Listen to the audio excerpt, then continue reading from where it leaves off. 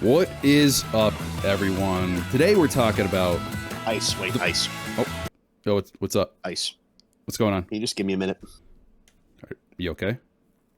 I'm struggling because I don't know if this may be our last episode ever. But I don't understand. So we're talking about Lana Del Rey, and she has 2 new songs from her forthcoming country album. Listened to them over the last week, and I think music is over. I think she's done it. Wow. I don't think we need any more music. Anything after those songs is going to be white noise. We can look back, but we can't look forward. I don't know if we even have a purpose anymore, to be honest. I think she's done it. She said it all. The music is done. We don't need any more music. So this is a huge statement. You're saying that we have reached the peak. Lana Del Rey has given us the best possible music ever.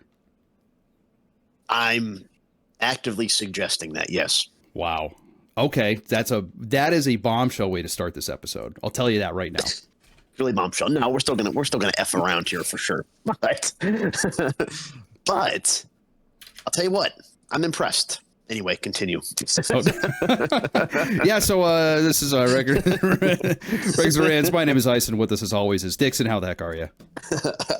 Ice, great to be back. Seriously, this is a seminal episode in our catalog, I believe. Yes, this is definitely going to be interesting. Now, a little BTS.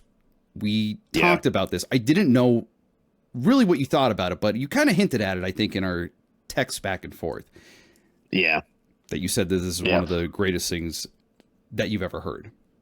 Yes. So, should we take a 2020 view here and kind of start how we all started here? It's with their Stagecoach Performance, and then we'll talk about her singles, because we've been talking about her behind the scenes for a few days about her bombshell dropping news and her set list as well. Did you watch the Stagecoach Performance? I saw clips of it. I didn't watch the whole thing in its entirety. I looked up the set list and I saw clips. Okay, yeah, and I kind of scrubbed through as well. Now, before we get into this, I want to bring up one major thing, and a lot of people are talking about this. It's kind of ticking me off, and BTS, we talked about this, but Lana Del Rey, again, is getting flack for her mic issues. And this happened, what was that, Coachella? Remember last time we listened to her? Yes. It was at Coachella, yeah. Mm-hmm. And people were complaining, saying she wasn't good, and she was complaining about the mic, and the mic sounds fine, and that's what all these people are saying now, because in the video, so it's at the very start of the Stagecoach video, you can watch it.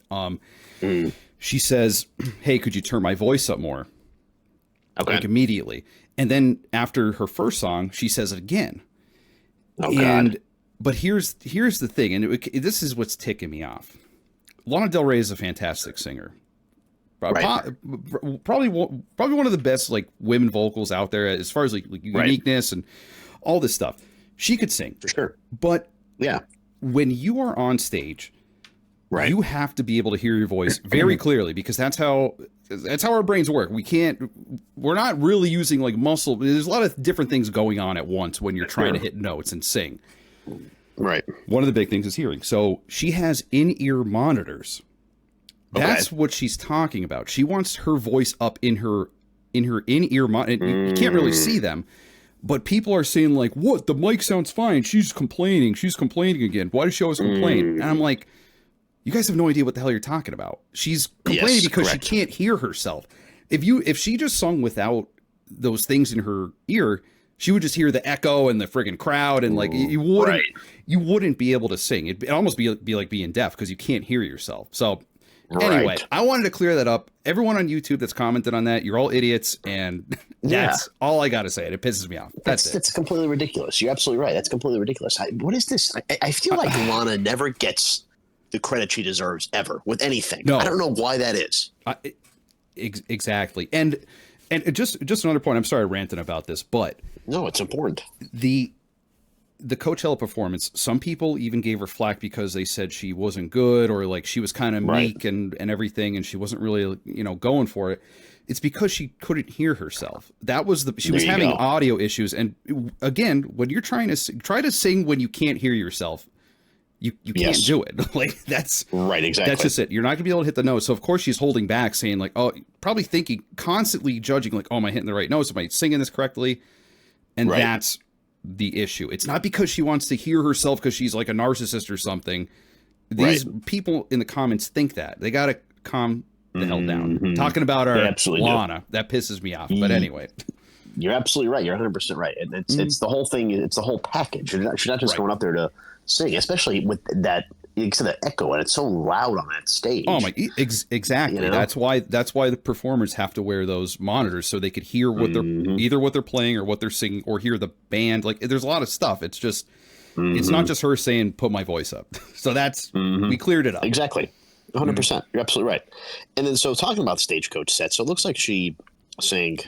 So she did Stars Fell on Alabama, that's a country song. Henry Come On, which we're going to talk about. Oh, yeah. Stand By Your Man, which is the Tammy Wynette cover, of course. Cowboy Songs, which is another cover. She sang it with the guy who wrote it, this guy George. Ride, which I love that song. Oh, my God. That's probably my favorite. That's a really good song. Video games, you had to, I think. Norman effing Rockwell. Arcadia, another good one. Let the Light In, she sang it with the Secret Sisters. Quiet in the South, which I believe is going to be on her album. Did 2 videos, then did an shortened acoustic version of Summertime Sadness. Her encore was Take Me Home Country Roads, which she debuted a few years ago. But in between there, before Take Me Home Country Roads, she sang this song 57.5. Okay. And during this song is when she dropped the bombshell that she had kissed Morgan Wallen. Yes. Boy, I'll tell you what. Yeah, I believe you said it. That Morgan Wallen, he's all over the place. He can't be stopped. I know. He claimed another one. And Lana Del Rey, of all people, would you ever guess that? Would you ever see that coming? No, I wouldn't. And that's what's so. I think it's spot on for Lana Del Rey, because let's just look at a recent history. Now, by the way, there's a connection here. These are all straight, white, conservative men. Let's just make that clear for Lana Del Rey, because she's a hero of the depressed leftist youth, unfortunately. For some reason, we don't know why. Yes, right. And so, she dated that cop, or married to that cop from Live PD, which is unbelievable. It's hilarious. From Tulsa, Oklahoma, who's a police officer. My God. How long did that last? How long did that last for? I don't know. I think he cheated on her, which is shocking. Oh my God. Shocking. I think we might have talked about this. That is like the most unbelievable thing. Those cops, I swear to God.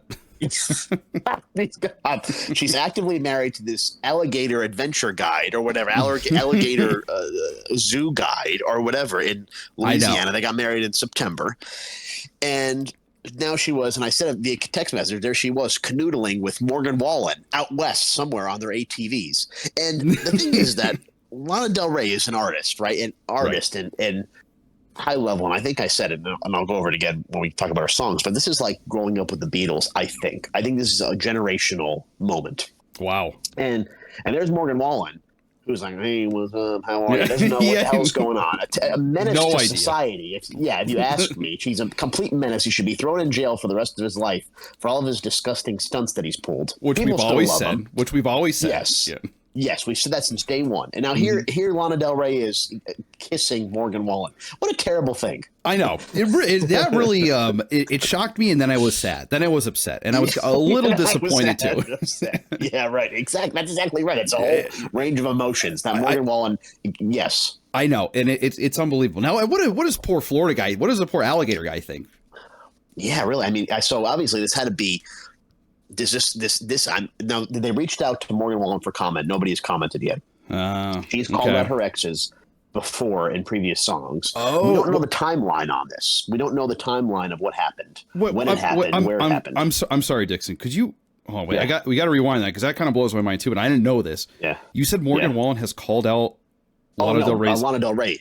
Lana Del Rey has called out her exes. Okay, previously. This is a trend she has. Yeah, got it. So when she released her whatever album it was, she made one billboard and put it in the cop's hometown. So presuming he drives by it for however long it was up.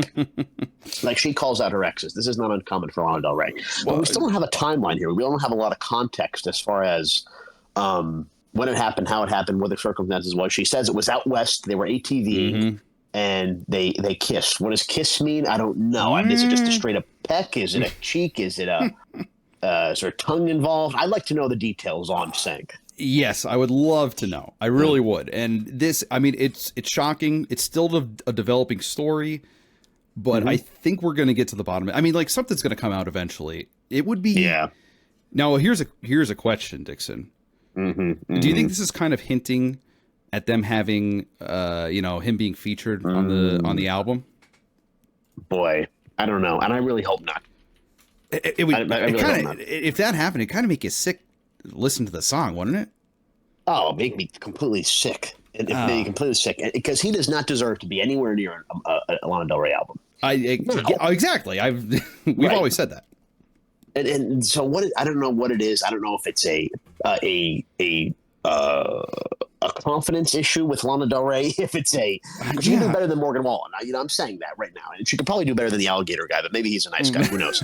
But see, that's what I respect about her. That's what I respect about her. That's also true. Her just being, she just seems like a genuine person. She's an artist. She's a millionaire. She's rich, and then she just goes for a normal working class guy. I don't know. That's there's something to be said for that, for sure. Yes, absolutely, right. Absolutely. But getting with this Morgan Wallen, this is too far for me. Too far, cross the line there. I'd be happy if she, I don't know, if she kissed Donald Trump. I think I'd be happier with that. They're both awful options for Lana Del Rey, and here she is. I don't know. But again, going back to your point, these are all white conservative men. I mean, this is who she's attracted to. So it's just interesting, isn't it? Interesting. It is. I mean, we're told by those. Well, we won't get into it. We won't get into politics here.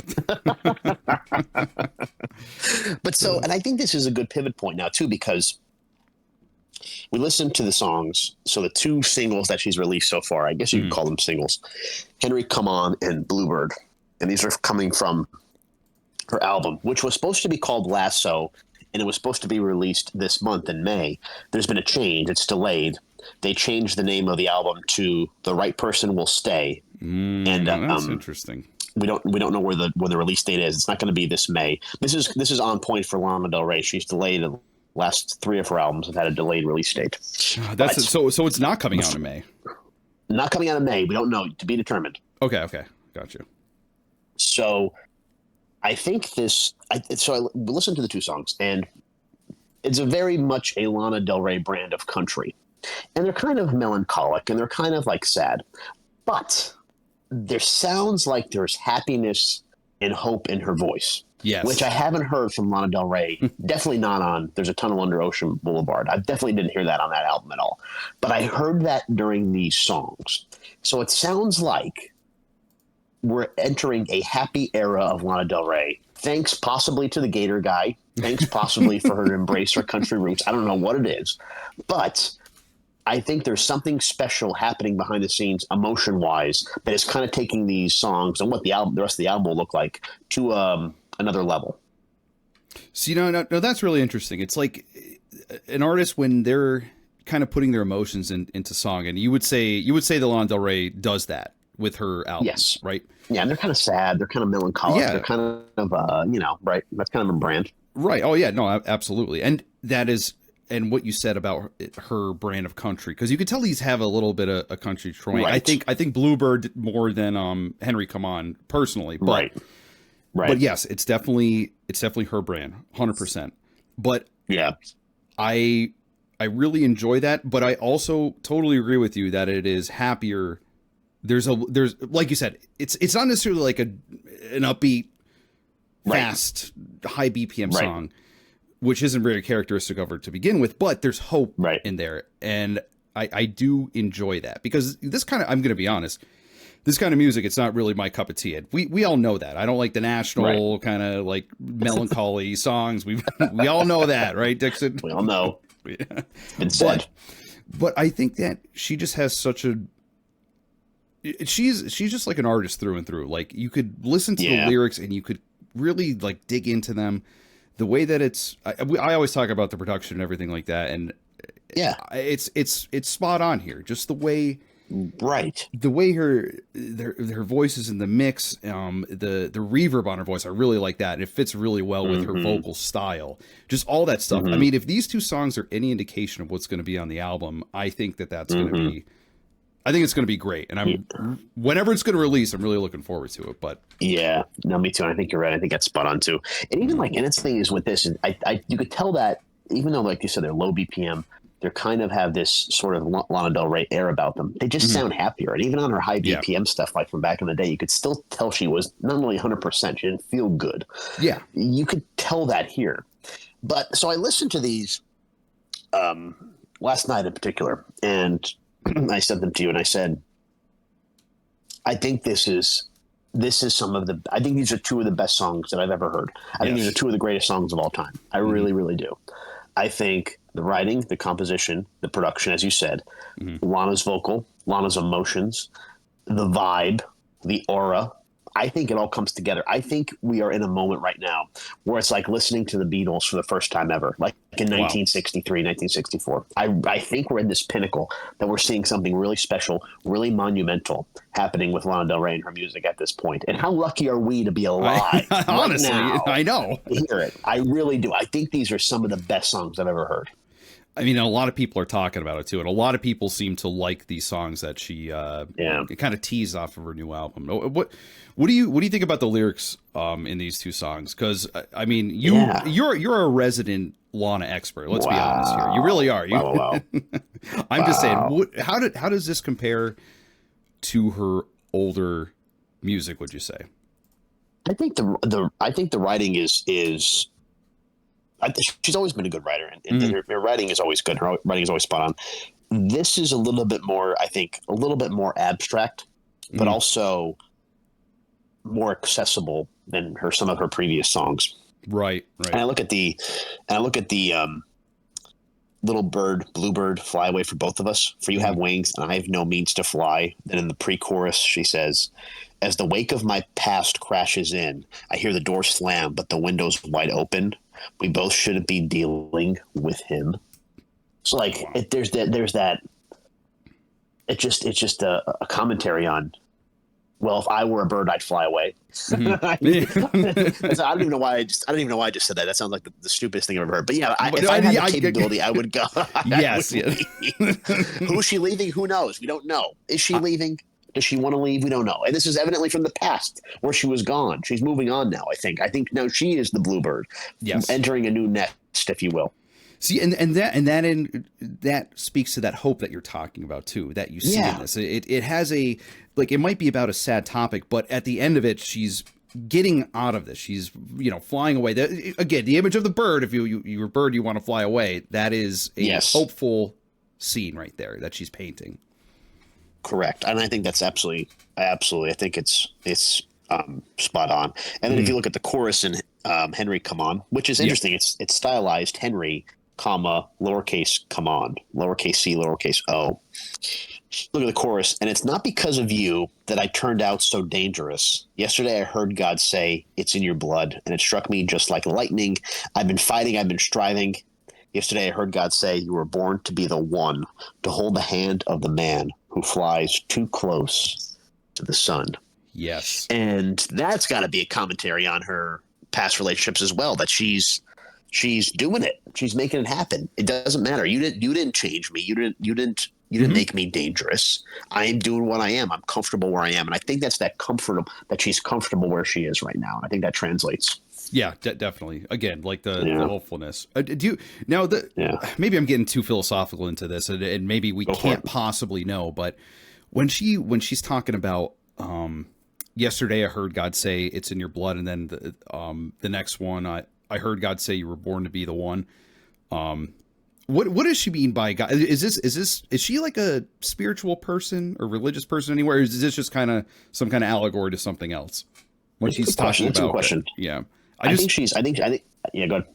No, sorry. I was just going to say I listened to that like a few times because I mean, I think the chorus is great, and this is probably out of the two, this is probably my favorite one. And yeah, and you know me, Dixon, I'm not a lyricologist, but something about her gets me into the lyrics, and I listen to the chorus over, and trying to like break it down. And again, maybe I'm getting too philosophical into it. Maybe we're not supposed to know. Yeah.